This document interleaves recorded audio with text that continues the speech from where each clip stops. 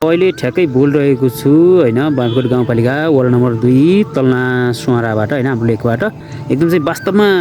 सुन्दर छ क्या हाम्रो ठाउँ विकास पनि हुँदै गइरहेछ होइन होइन एकदम चाहिँ अब धेरै साथीहरूले भन्नुहुन्छ कि लेक चाहिँ माया मार्दै बाहिरतिर हुनुहुन्छ होइन यो ठाउँको महत्त्व अवश्य बुझ्नुहुन्छ साथीहरूले होइन ट्याक्कै हेर्न सक्नुहुन्छ घरहरू पनि कति सुन्दर छन् होइन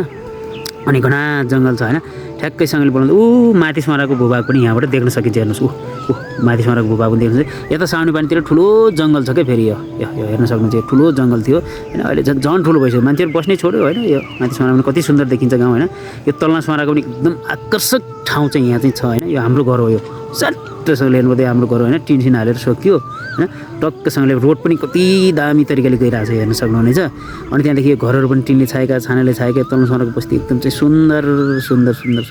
बस्ती छ होइन हेर्न सक्नुहुनेछ अनि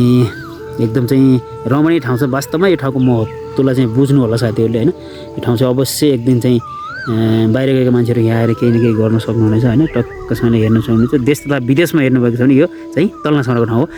यदि तपाईँलाई यो ठाउँको बारेमा अलिकति मनपर्छ यो ठाउँमा घुमफिर भएको हो पहिला होइन टक्कसँगले राम्रो लाग्छ भने चाहिँ लाइक कमेन्ट गरेर चाहिँ देश तथा विदेशमा टक्कसँगले सेयर गरिदिनु होला भन्दै छिरिन चाहन्छु हस् त नमस्ते बाई बाई।